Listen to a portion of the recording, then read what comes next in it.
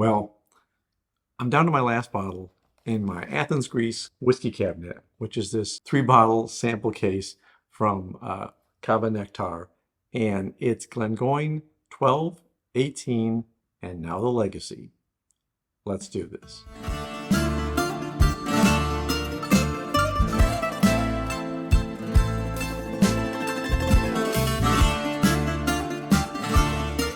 Welcome to Whisky Riffs. If you're new here, I'm Kevin. If you're returning, thank you so much. I hope you've seen my other reviews of the 12-year and the 18-year for my Glengoyne collection that I bought here at Cava Nectar in Athens, Greece.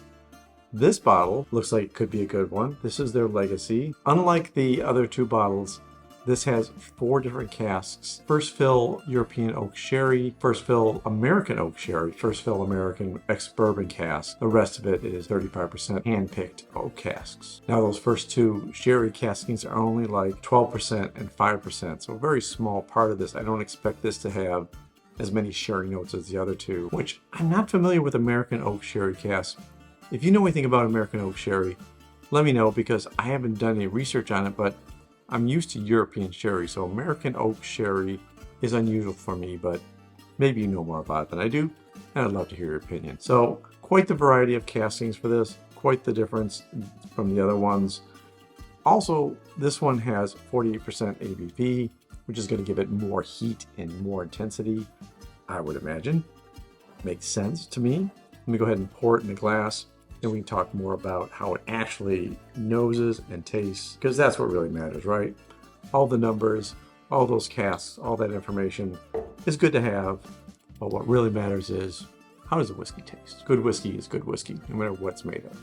Yeah, and on the nose, I'm not getting as many sherry notes. Yesterday reminded me of a beautiful deep dish apple pie, that baked smell, that cinnamon, and maybe I'm getting a little bit of tropical fruits.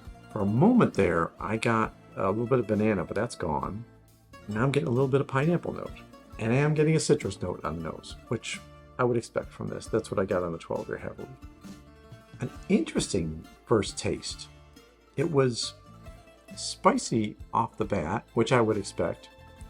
And then it kind of spread out on me, and I didn't get any fruit notes right away.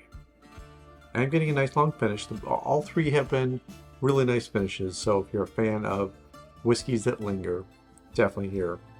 But this one is really drying my palate out on the finish. And I'm not left with a lot of notes on the finish. Now, I don't actually know how much aging is done on the Legacy. I didn't see what their time was in the bottle. This was bottled and released in 2022.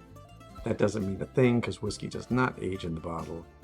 And I don't see anything about actually when it was aged or how long it was aged. So again, if you know something about Glengoyne, about their Legacy Series 2, I'd love to hear about it in the comments, because I don't know actually how much time this is spent.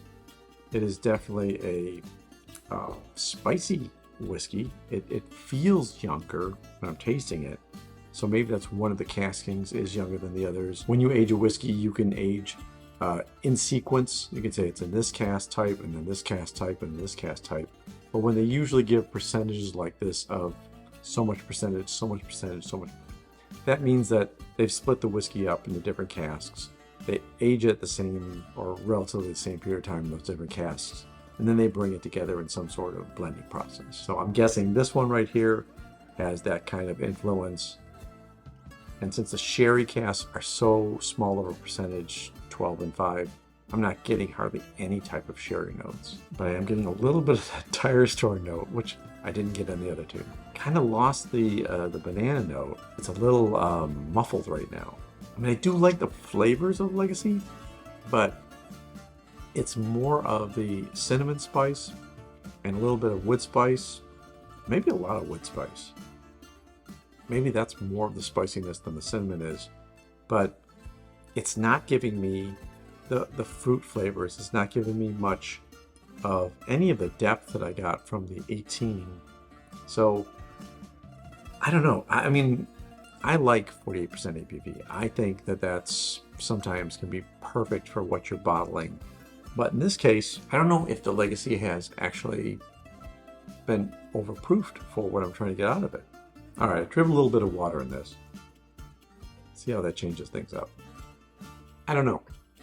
That was a good amount of water for this tiny little Glencairn glass, and I don't think it improved it for me. And I was really looking forward to the Legacy too, because I thought, you know, a nice high ABV whiskey would be great.